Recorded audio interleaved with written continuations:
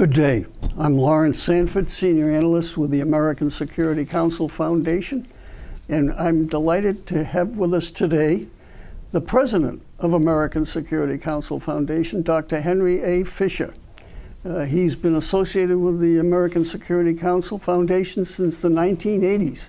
As a matter of fact, when the American Security Council was a significant player in Washington, D.C., Dr. Fisher received a gold medal from President Reagan for the work that the American Security Council did in promoting peace through strength. And hence, that is our motto, and we continue to promote the mission of American Security Council, namely to educate and engage Americans on issues of national security, economic security, and moral leadership.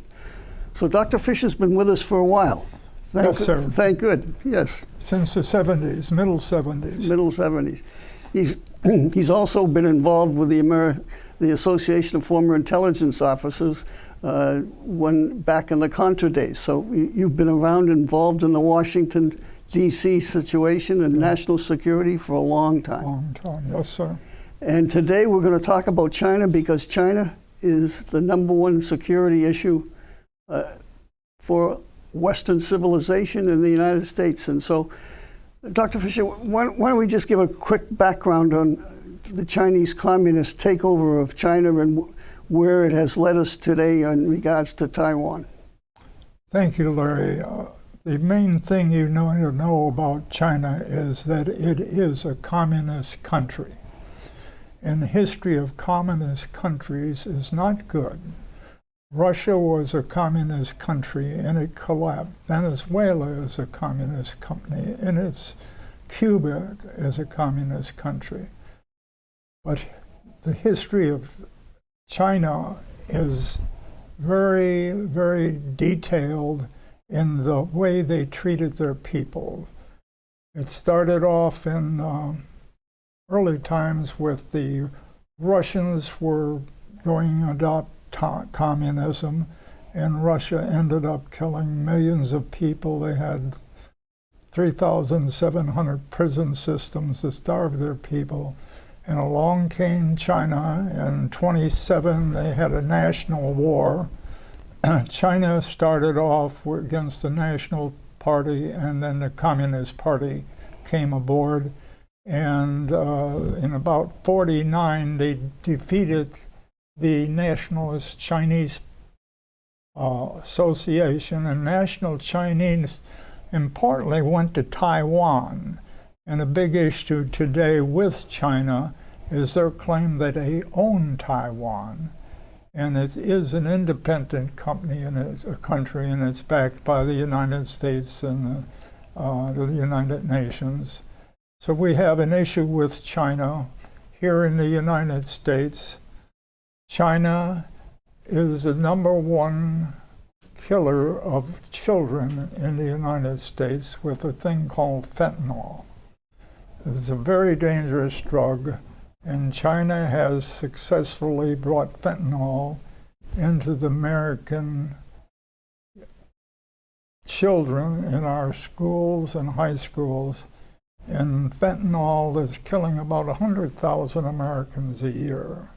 And that's brought here by China. They come through Mexico, they bring the precursors. The precursors is the different parts of the chemical. They put them together. Right now, they're putting them together in southern Oklahoma. They've moved into cartels or the communist leaders in the drug cartels in Mexico. And there's 27 of them mixing this cocaine and making a big production of marijuana in our south in Oklahoma. So with the Chinese trying to poison our children, it's a country that is amazingly just a little bit bigger than the United States. It's about maybe 1/4 bigger than the United States. But it has 1.4 billion people.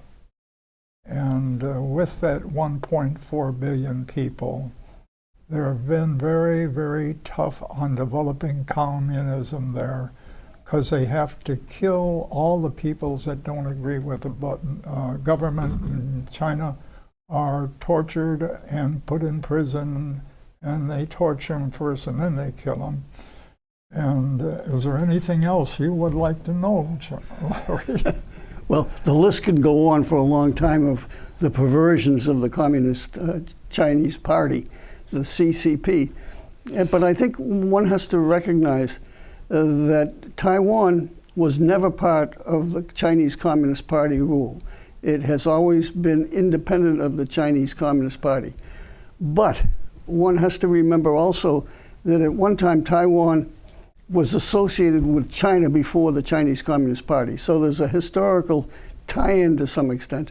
And there's also the fact that in Taiwan, one of the leading parties, political parties, is the Kuomintang, called the KMT. And they're all for unification to some extent with China. So it's not a solid front in Taiwan as far as going together with Communist China. The majority of Taiwanese want to stay independent. But the question is, can a nation of 20 million people face off a nation of 1.4 billion people with a far superior military? And for years, Taiwan was independent thanks to the U.S. 7th Fleet. The 7th Fleet does not have overwhelming superiority over the Chinese Communist Party anymore. So that raises the red flag, especially under the present Chinese Communist leadership, where the number one goal is the unification of Taiwan. I would argue the conquering of Taiwan, but they claim it's the unification of Taiwan. So we're living in a very dangerous age, and I think one of the first things that anyone has to do, Dr. Fisher, is to recognize the problem, as you have done. China is a problem. The Chinese Communist Party is a problem, not China per se and its people, but the Communist Party. And the Communist Party, throughout history, no matter where the country is a terrible system for human beings. They murdered people. Hundreds of millions of people have died in the name of communism over the last century. So the Chinese Communist Party is no different. They've starved 30 or 40 million people in some of their programs. They harvest organs from their opponents. And they're creating havoc here in the United States, as you know, between the fentanyl, the takeover of businesses, and the trade balances have hollowed out American industry. So, yeah, that is a real issue. Do you have any thoughts on what the United States should do to correct or to stand strong against China, or what we can do against the Communist Party? We have, they have an army of 950,000. We're at about 470,000. But we can beat them in technology. We're ahead of them, even though they have a lot of, there's 1 billion cameras in China to look at. They know everybody's face. They can tell you who it is wherever they are in the country, for everyone is under that communist looking at them. And the strength of China can be diluted by the spirit of freedom. And there is a little problem with China now. They're having trouble with their military. The military is being washed and gone through as communist people. Armies are led by the leader, and the leader is killing a lot of the military in China. So from the start, the chief of staffs and 2 generals in charge, they've been put aside. All down the military line, they're doing in with the experienced officers, and the end result is they're weakened now. And I'm not saying this is the time to go after China, but they're not being successful. And as time goes on, that country the communism will eventually cause so much hunger and people lack of freedom and having the right to own a house and living in a good way that they eventually fails. So we can hope that there is some signs of that coming on in China, but that doesn't mean they're not here in the United States. They're everywhere in your school systems. They had 42,000 Chinese 5 years ago came from China to dictate in our schools. They're down to about 5,000 now. They had the Confucius societies, which were Chinese organizations all over the United States. That is to tell the American people and our children that it's a great form of government and be nice to China because China's going to take care of you. Well, I think an even more insidious institution is TikTok. Would you care to elaborate on TikTok? TikTok is the communist-owned corporation that our children are spending an average of 90 minutes a day. It goes from 60 minutes in the morning for the younger people to the time of the days it's 90 in the upper levels. And it's teaching them how terrible the United States is, how great communism is. And it's the worst thing we can have is have your kids in a school that sitting have a cell phone reading about TikTok. They ban them in the schools.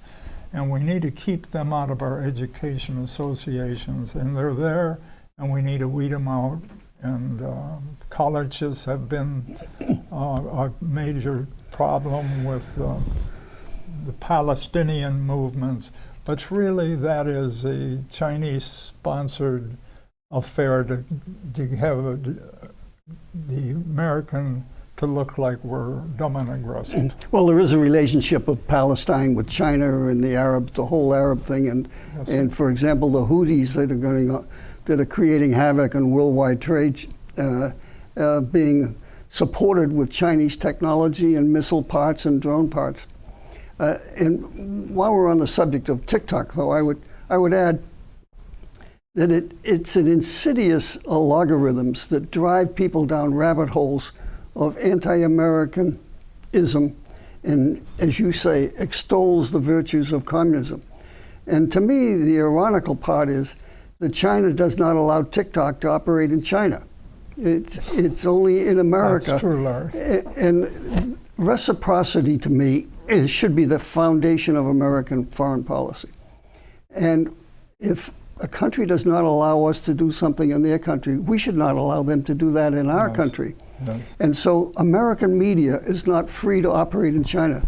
So why we allow Chinese organizations to operate here in America escapes me, which sort of segues into another subject which I know is near and dear to you, namely land. Americans cannot buy land in China. So why do we allow Chinese to buy land, in many instances near military installations? Would you care to elaborate on that one, Dr. Fisher? It's true that it's there, and the Chinese have infiltrated those towns. There's 3,000 acres near one military base in northern United States. And they're listening to everything they're saying with their high-tech technology. It's not better than our stuff, but they can listen to everything goes on. They get your hold of a cell phone, and they can trace your kid when he was born and everything he's done.